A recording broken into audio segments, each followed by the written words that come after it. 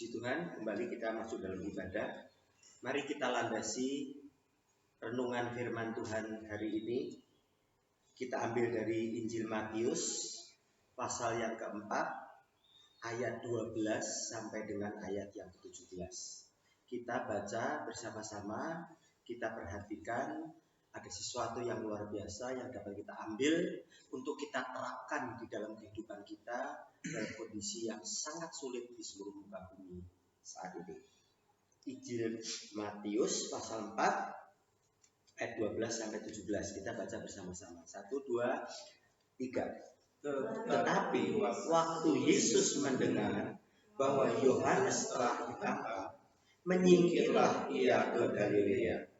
Ia meninggalkan Nazaret dan diam di Kapernaum di tepi danau, di daerah Zebulon dan Naftali, supaya genaplah firman yang disampaikan oleh Nabi Yesaya.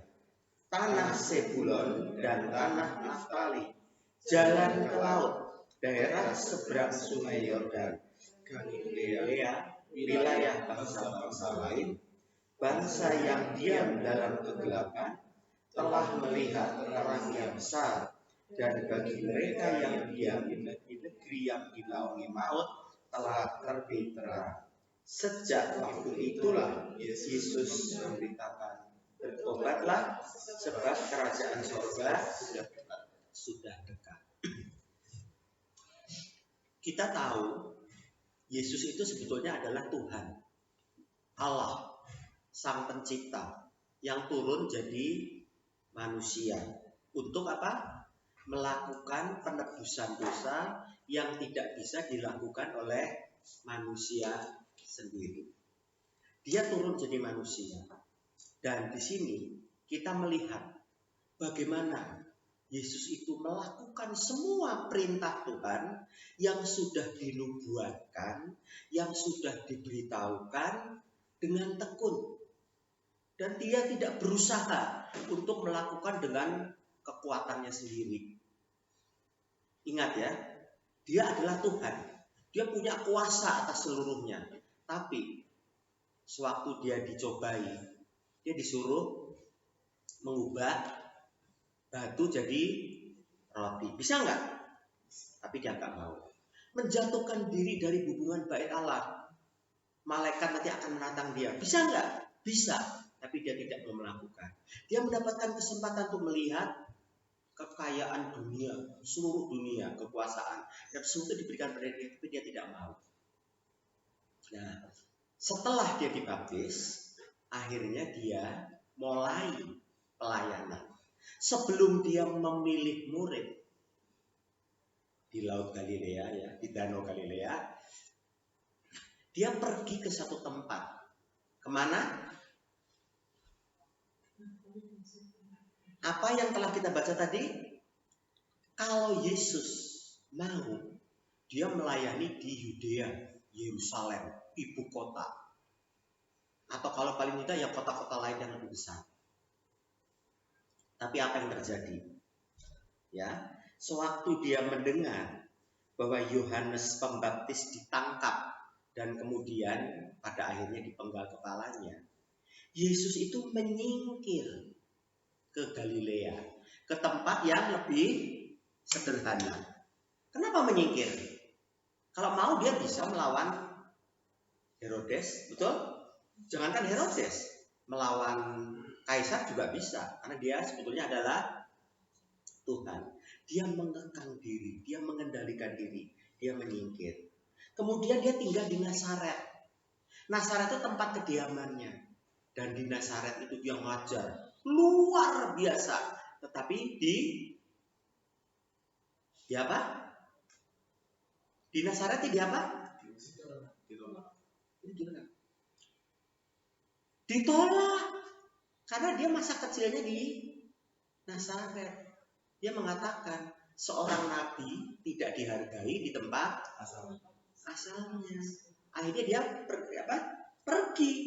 Ia meninggalkan Nazaret dan diam di Kapernaum di tepi danau. Kapernaum itu apa sih? Daerah Zebulon dan Naftali.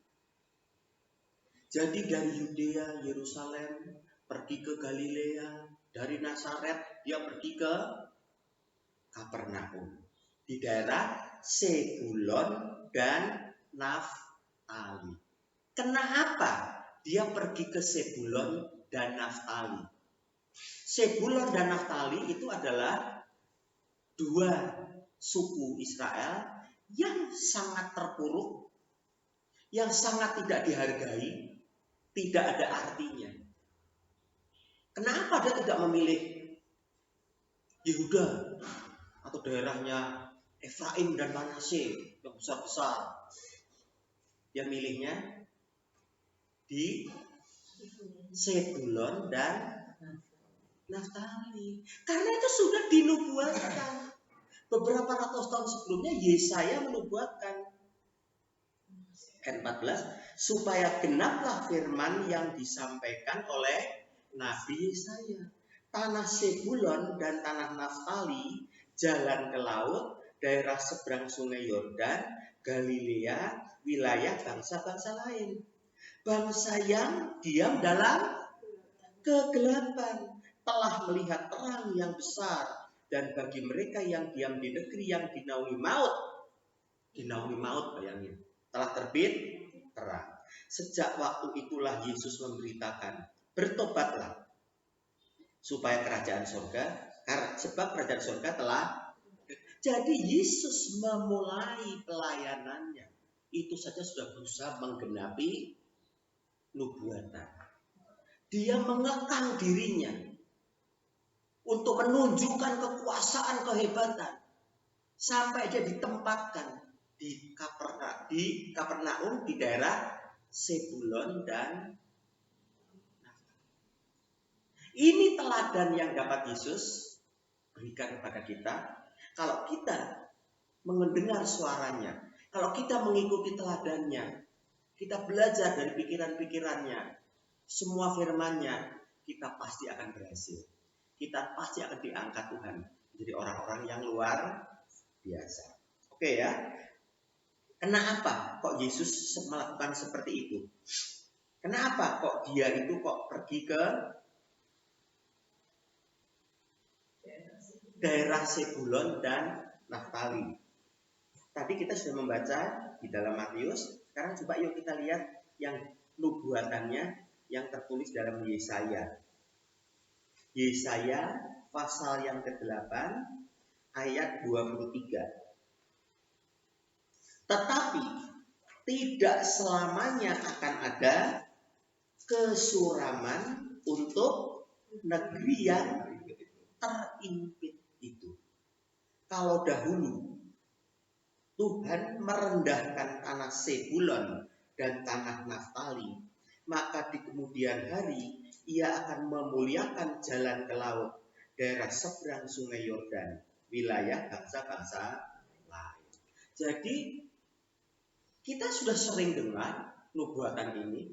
Kita sudah sering dengar kalau Tuhan itu pergi ke daerah Sebulon dan Naftali. Tetapi kecenderungan kita mengabaikan hal-hal yang kecil, tidak berarti, desa gitu ya katanya ya. Jadi kalau kita wah Yerusalem, ya paling enggak Bethlehem lah tempat Yesus lahir, atau kota-kota lain yang lebih besar. Tapi Yesus mengikuti perintah dari nubuatan-nubuatan. Dia menggenapi semuanya itu. Dengan demikian dia bisa menyelamatkan seluruh umat manusia, khususnya yang taat, percaya, dan mau mengikuti teladannya. Mengapa begitu? Mengapa Sebulon dan Naftali? Yuk kita melihat sekilas, ya, sekilas latar belakang terjadi seperti itu. Waktu manusia jatuh dalam dosa, Tuhan seketika itu juga punya rencana untuk menyelamatkan. Dia punya rencana, dia tahu manusia tidak mungkin bisa menyelamatkan dirinya sendiri. Makanya manusia itu dapat keselamatan secara gratis. Bukan dengan sedekah, kekuatan, kepandaian. Walaupun itu perlu, tapi bukan untuk keselamatan. Itu untuk mengerjakan keselamatan supaya kita bisa jadi saksi Tuhan di seluruh muka bumi. Karena Tuhan tidak menghendaki seorang pun binasa. Nah, Tuhan memilih. Waktu manusia semakin jahat, dia akhirnya memilih Nuh. Yang lain semua dimusnahkan. Tinggal Nuh punya anak. Punya anak 3. Terus semakin jahat. Akhirnya milih Abraham. Abraham ini bapak orang beriman. Dia dipilih. Melalui Abraham, Yesus akan lahir. Kan begitu. Mesias akan lahir melalui Abraham. Tapi apa yang terjadi? Abraham disuruh pindah dari Ur Kasdim. Abraham disuruh pergi meninggalkan negeri dan sanak saudaranya. Dan dia nanti akan dapat negeri itu dan kemudian dapat anak. Berjalan 10 tahun belum punya anak. Nah, di sini kita melihat manusia seperti kita cenderung berbuat salah. Nunggu berkat Tuhan, nunggu janji Tuhan belum ketemu. Akhirnya apa dilakukan? Pakai rencana sendiri. Mengambil Hagar. Mendengar suara Sarai istrinya. Akhirnya muncullah Ismail. Apa tahu akibatnya, saudara? Ismail lahir waktu Abraham umur 86. 13 tahun lamanya Tuhan tidak berbicara. Umur 99 baru berbicara lagi. Muncullah Ishak. Nah, dari Ishak lah. Bahkan Abraham kemudian punya anak lagi dari Keturah 6. Ya. Nah, dari Ishak. Tuhan punya rencana untuk Ishak. Nah, Ishak tuh menikah dengan siapa? Ribka. Lama nggak punya anak, berdoa. Dijawab nggak? Dijawab. Lahirnya kembar. Nah, sejak di dalam kandungan sudah dinubuatkan anak yang besar itu akan jadi budak, kalah sama adiknya. Adiknya itulah yang akan menjadi mendapat hak kesuruhan.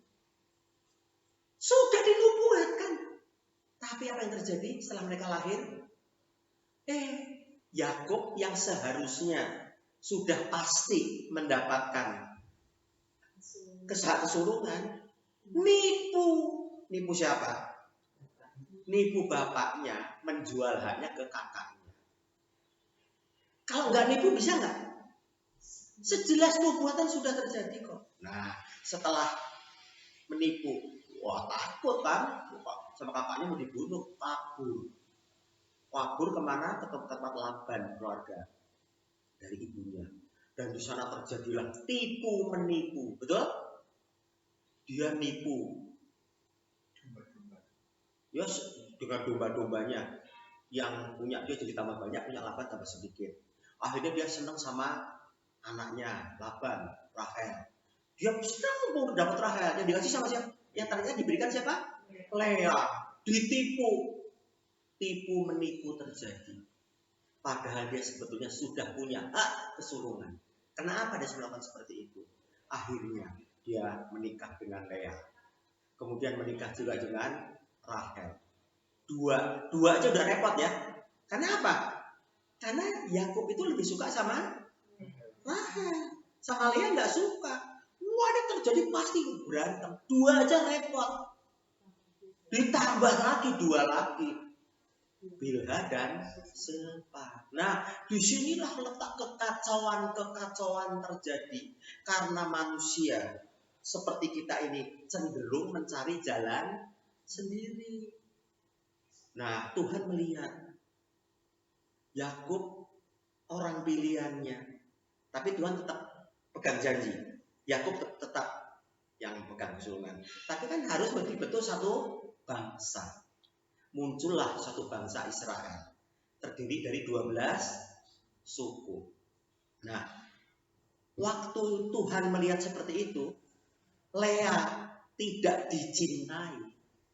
Rahel dicintai. Tuhan itu luar biasa baik. Kandungan Lea Bukan. Dia punya anak. Siapa nomor 1? Ruben.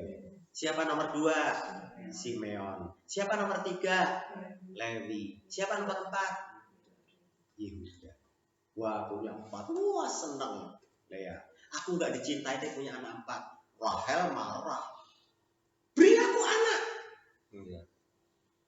Yakubnya marah. Memangnya aku yang nggak buat kamu nggak punya anak? Aku kan mencintai kamu, tapi kamu yang nggak punya anak. Wah, berantem. Akhirnya mengambil satu langkah. Oke, ini kamu harus punya anak buat aku, tapi lewat hambaku ini. Bilha dikasihin. 2 aja repot, ditambah 1 lagi. Akhirnya punya anak.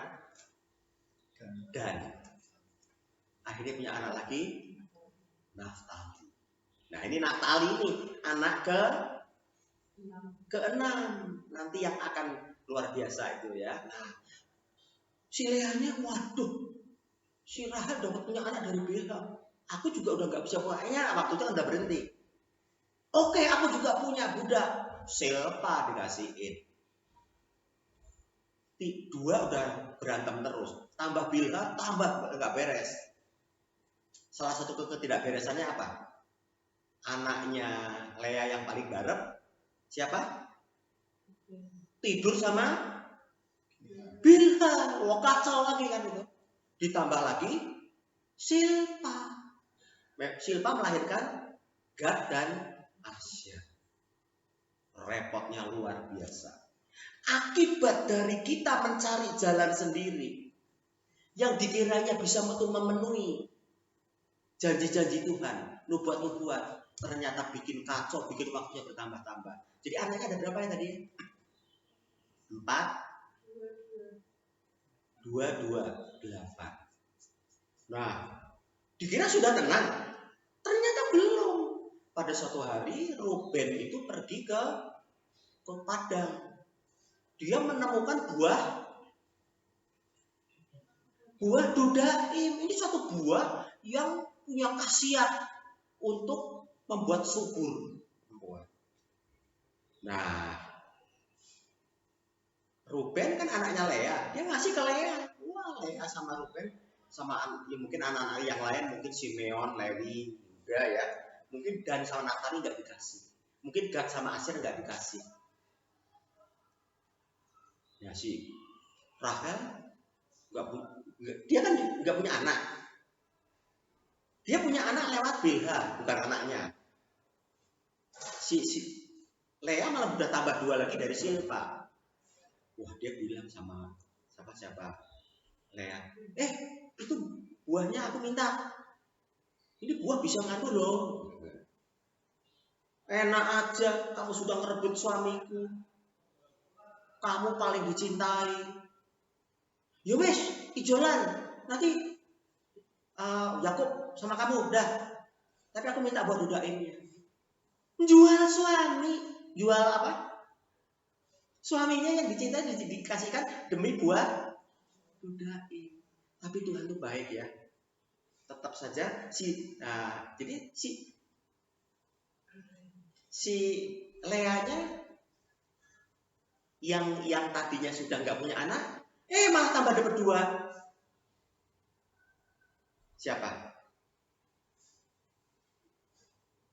Siapa anak ke-9 dan ke-10? Isakar dan Sebulon. Jadi 10.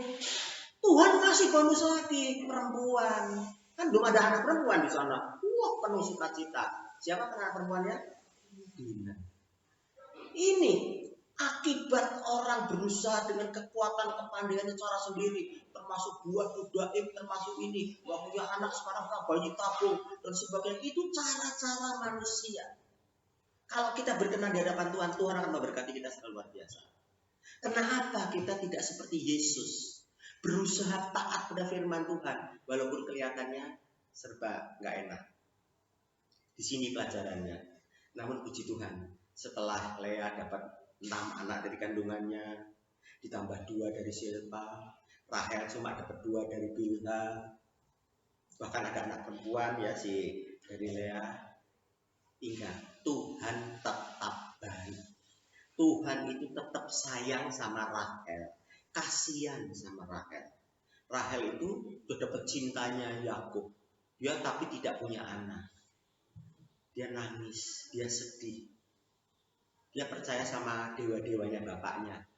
Dia mencuri terafimnya Laban kan. Nah, dalam kondisi gini akhirnya Tuhan ingat. Tuhan ingat dan Tuhan tetap memberi. Diberi siapa? Yusuf. Wah, jadi anak kesayangan. Dan kemudian di kemudian hari dapat Benyamin, walaupun dia harus setelah itu mati. Di sini kita bisa melihat cara-cara manusia itu seringkali bukannya menolong kita untuk mendapatkan janji Tuhan. Tapi cara-cara manusia itu membuat tambah lama dan tambah masalah, tambah kisruh. Akhirnya muncullah satu bangsa, bangsa Israel. Dan bangsa ini adalah bangsa yang sebetulnya luar biasa. Tapi sayang, janji Tuhan yang sebetulnya itu baik menjadi kacau. Dari anak Yakub yang terbentuk jadi Israel, seharusnya yang mendapat hak kesulungan siapa? Siapa? Ruben anak sulung. Tapi apa yang terjadi? Karena kekacauan, usaha-usaha sendiri, tipu menipu, jual beli suami dengan buah tugain, dengan cara perempuan ini, perempuan itu, bangsa ini tetap lahir jadi Tuhan. Tetapi yuk kita buka 1 Tawarik pasal yang 5. Akibat daripada manusia yang berusaha mendapatkan firman Tuhan, mendapatkan berkat dengan cara-cara sendiri, apa yang terjadi? 1 Tawarik pasal yang 5. Dari ayat 1. Anak-anak Ruben, anak sulung Israel, dialah anak sulung. Tetapi karena ia telah melanggar kesucian pertiduran ayahnya, maka hak kesulungannya diberikan kepada siapa? Kepada keturunan dari Yusuf. Yusuf itu anak keberapa? Dia anak laki yang ke-11. Kenapa enggak Simeon? Simeon kacau. Kenapa enggak Lewi? Lewi itu hanya mendapatkan hak untuk melayani di bait Allah. Kenapa enggak Yehuda? Yehuda itu dapat tongkat kerajaan. Kenapa enggak ke Dan? Dan itu ngurusi pengadilan. Kenapa enggak Naftali? Kenapa enggak Gad? Kenapa enggak Asyer? Kenapa enggak Isakar? Kenapa enggak Sebulon? Ke Yusuf. Tuhan melihat semuanya. Maka hak kesulungannya diberikannya kepada keturunan dari Yusuf. Anak Israel juga, sekalipun tidak tercatat dalam silsilah sebagai anak sulung. Memang Yehuda lah yang melebihi saudara-saudaranya. Bahkan salah seorang dari antaranya menjadi raja. Tapi hak sulung itu ada pada Yusuf dan seterusnya. Kekacauan, ini bangsa yang kacau. Bangsa yang dijanjikan Tuhan. Bangsa yang dipilih Tuhan. Tetapi karena melakukan hal-hal, coba tolong diperhatikan. Karena banyak melakukan hal-hal yang mengikuti cara sendiri. Bukan mengikuti perintah-perintah Tuhan. Janji-janji Tuhan. Semuanya serba kacau. Sampai detik ini Mesias sudah diberikan, tapi bangsa Israel tetap menolak. Betul? Betul enggak? Israel wilayahnya siapa tenang? Tidak tenang. Bahkan Israel tidak punya laut, kasarnya seperti itu. Karena tanah yang sekarang ini, dulu waktu perang 6 hari dapat sampai Sinai, harusnya sampai di Laut Merah. Tapi karena perjanjian Camp David akhirnya dikembalikan ke Mesir. Ke utara, sekarang di Gaza itu ada Filistin. Terus perang sampai detik ini. Apakah Tuhan ingkar janji? Apa Tuhan salah? Tidak. Kesulitan persoalan masalah ini karena apa? Ulah manusia sendiri yang berusaha memperoleh janji Tuhan dengan caranya, dengan waktu. Makanya sampai pada akhirnya Tuhan tetap memenuhi janjinya, Mesias turun. Mesias turun saja memberi contoh. Lahirnya bukan dari putri atau permaisuri Kaisar atau permaisuri Herodes, betul ya? Tapi dari siapa? Yusuf dan Maria, tukang kayu yang sederhana yang tinggal di Nazaret. Lahirnya di mana? Rumah sakit internasional mana Yesus? Di kandang, dibungkus pakai inkubator yang mewah, kain lampin, ditaruh di mana? Yang ada lampunya gitu, hangat. Di palungan tempat makanan, binatang. Sederhana, lahirnya di Bethlehem, kota yang kecil, tapi memenuhi nubuatan Nabi Mika. Setelah dia besar di Nazaret, setelah dia melayani Tuhan dibaptis, diuji, dan akhirnya apa? Di Nazaret ditolak, mau dilempar ke jurang. Baca di dalam Injil Lukas pasal 4. Nah, dari sini kita bisa melihat Tuhan Yesus berusaha untuk mentaati aturan-aturan firman Tuhan. Dari Nazaret diusir pergi kemana? Kalau dia boleh milih, aku ke Yerusalem aja. Enggak. Firman Tuhan mengatakan apa? Yesaya mengatakan apa? Negeri yang terimpit, yang suram, Zebulon dan Naftali. Itu sebabnya Yesus akhirnya ke Kapernaum. Markas pelayanan Yesus itu di Kapernaum, bukan Nazaret. Itu dekat danau. Dari situlah dia memilih murid-murid Petrus, Andreas, Yohanes, Yakobus dan sebagainya, semua mulai dari sana. Yesus terus berusaha memenuhi aturan-aturan itu. Kenapa? Karena dia ingin memberi contoh pada kita. Kita jangan ikut-ikutan. Walaupun kita ini bangsa yang terpilih, walaupun kita sudah berjanji-janji, jangan pakai cara-cara sendiri. Walaupun lama, waktunya Tuhan paling baik. Segala sesuatu indah pada waktunya. Jangan mau buru-buru, cepet-cepet, ayo, mana Tuhan berkatnya, mana. Akibatnya apa?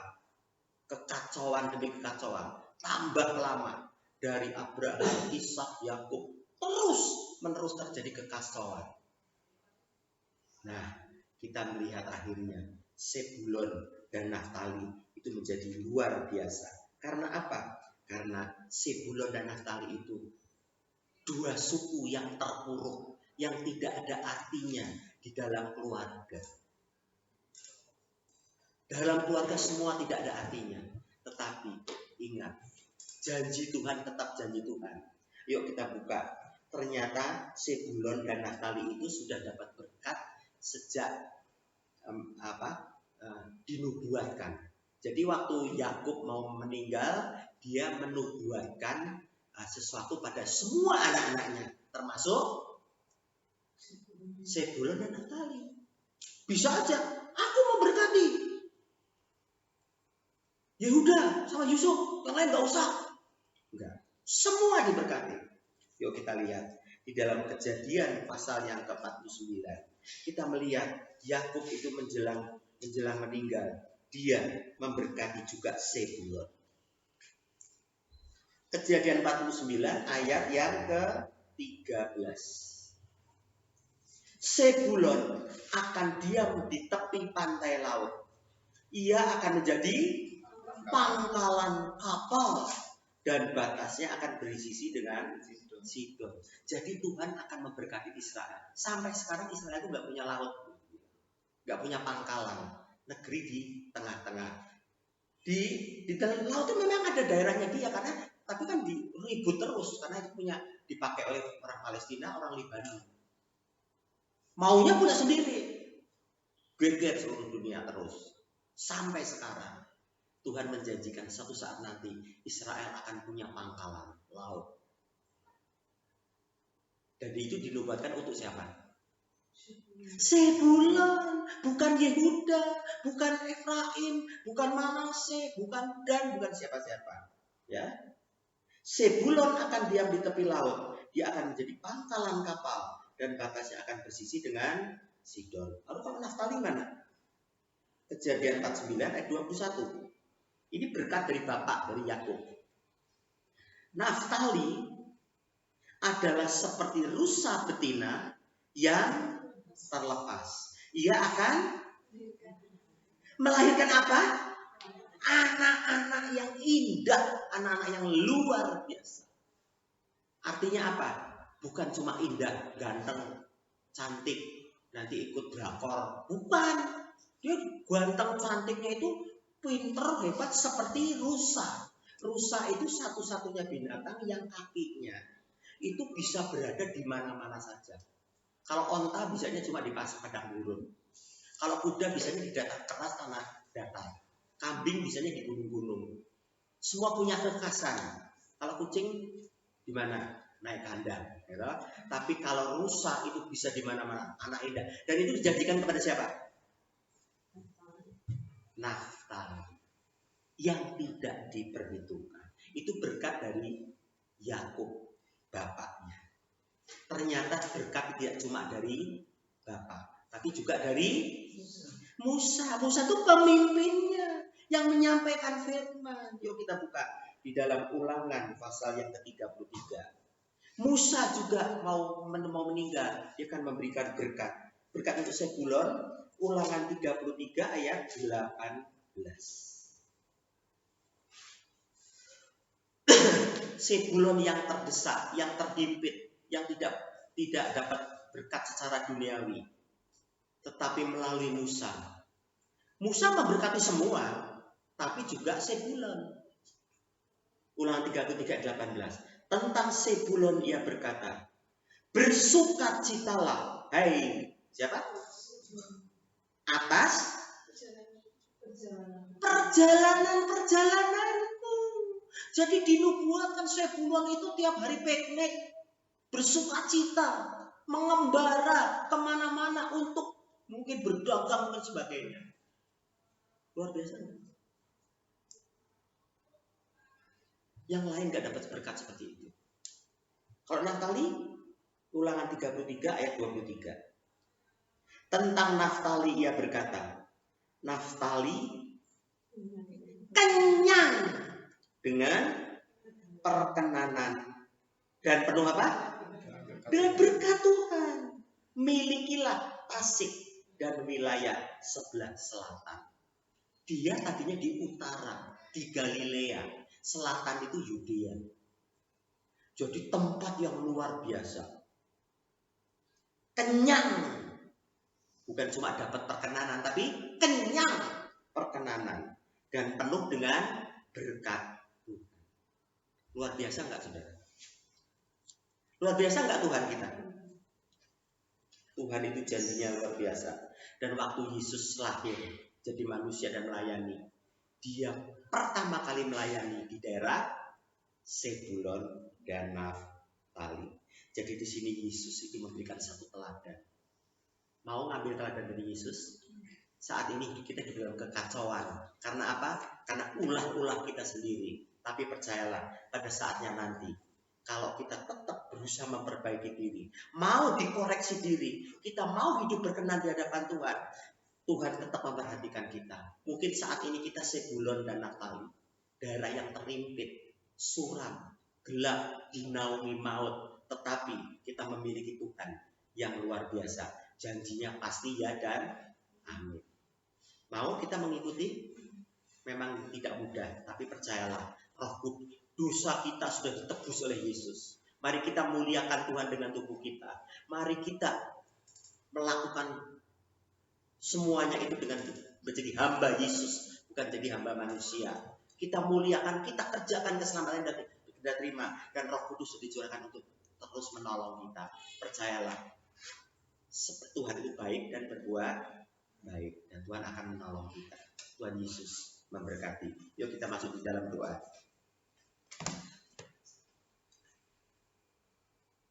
Bapak di sorga, terima kasih atas setiap kebenaran yang kami terima. Bapak, kami mengakui teguran daripada firman-Mu. Kami mengakui Tuhan, kami percaya akan janji-Mu, nubuatan-nubuatan, tetapi seringkali kami tidak sabar Tuhan. Di dalam kami ingin segera memperoleh jawaban atas janji-janji-Mu itu. Tuhan, seringkali kami melakukan upaya-upaya seperti yang dilakukan oleh Abraham, apa yang dilakukan oleh Ishak, apa yang dilakukan oleh Yakub, apa yang dilakukan oleh anak-anak Yakub. Semua berusaha untuk memperoleh secepat-cepatnya, dan akibatnya justru memperlama dan menimbulkan banyak kekacauan. Terima kasih atas firman-Mu. Terima kasih atas teladan dari Tuhan Yesus, bahwa Yesus mau menguasai diri. Walaupun dia berkuasa, dia tidak mau mengubah batu menjadi roti. Walaupun dia lapar, dia tidak mau menjatuhkan diri dari hubungan bait Allah. Dia tidak mau kekuasaan dan kekayaan dunia. Dia mengendalikan diri. Dia tidak mau mengambil tempat yang hebat untuk pandangan dunia. Seperti Lot melihat lembah Yordan, Sodom dan Gomora.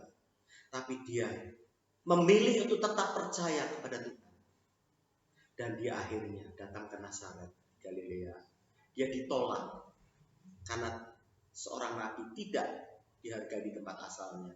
Dia pergi ke Kapernaum. Dan ternyata itulah pemenuhan nubuat dari Nabi Yesaya. Sebulon dan Naftali, tempat yang kecil terpuruk tidak berarti, tetapi sangat diperhatikan Tuhan. Ada janji Tuhan pada Sebulon dan Naftali. Mari Tuhan mampukan kami untuk kami juga meneladani apa yang Yesus lakukan. Kami mau taat kepada-Mu.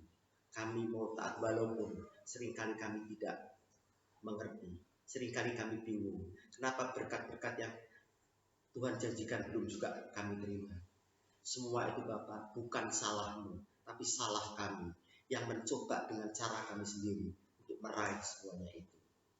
Mulai sekarang ini Tuhan, pimpinlah kami. Dosa dan kesalahan kami sudah Kau tebus di atas kayu salib. Dan Roh Kudus sudah dicurahkan secara tak terbatas untuk mengatasi keterbatasan kami. Dan kami percaya, dengan pimpinan dari Roh Kudus, kami akan memiliki buah-buah roh dan karunia-karunia roh. Dan dengan tuntunannya, kami akan sampai pada janji yang sudah Engkau tetapkan. Terima kasih Bapa di surga. Terima kasih Tuhan Yesus. Terima kasih Roh Kudus. Bapak, kami ini akan sudahi ibadah kami. Kami akan kembali beraktivitas. Kami akan kembali melakukan tugas kewajiban kami. Pimpinlah kami supaya kami dapat tidak hanya mendengar dan mengerti firman-Mu, tapi juga kami dapat melakukan setiap kebenaran firman-Mu. Kami mengerti atau tidak, kami belajar taat, belajar percaya, berani percaya, dan berani mempercayakan diri kami kepada-Mu, kepada janji-janji. Terima kasih Bapak. Terima kasih. Sebelum kami selesaikan ini Tuhan, kami mohon berkat-Mu. Sebab tanpa berkat-Mu, tanpa penyertaan-Mu, kami tidak bisa berbuat apa-apa. Tapi bersama-Mu kami akan melakukan perkara yang besar. Seperti apapun kondisi dunia, bersama-Mu kami pasti akan berhasil dan dapat menjadi saksi untuk kemuliaan nama-Mu. Mari Tuhan Yesus, berkatilah kami. Saudara dikasih Tuhan Yesus, terimalah berkat, terimalah rahmat, terimalah anugerah, terimalah pertolongan, semua dari Bapa yang kekal, Bapa yang bersemayam dalam terang yang tak terhampiri, Bapa yang luar biasa tak tersentuh, yang suci, kudus, tidak mungkin bersatu dengan dosa. Namun Bapa itu telah turun ke dunia di dalam Tuhan Yesus, menjadi manusia, menebus dosa kami, dan mencurahkan Roh Kudus untuk menolong kami di dalam mengarungi kehidupan. Bapa, Engkau di sorga, kami di dunia, kami masih banyak menghadapi masalah, persoalan. Kami serahkan semua ke dalam tangan-Mu, dan dengan bimbingan pertolongan dari Roh Kudus, kami pasti akan berhasil. Karena roh yang ada bersama-sama kami lebih besar dari semua roh yang ada di dalam dunia ini. Kami percaya seperti apapun masalah yang kami hadapi, termasuk vaksin, termasuk persoalan-persoalan dunia sekarang ini, virus-virus apapun juga Tuhan, Engkau Yesus lebih besar dari segala-galanya. Dan ada tanda-tanda orang percaya pada kami. Salah satunya Bapak, walaupun kami makan minum racun maut, itu tidak akan mempan karena ada Engkau yang menjaga kami. Terima kasih Bapak. Di dalam nama Tuhan Yesus, nama Tuhan Yesus yang luar biasa penuh kasih dan kuasa, dan menuruti pimpinan daripada Roh Kudus. Kami serahkan doa ini. Haleluya, puji Tuhan. Amin. Tuhan berkati.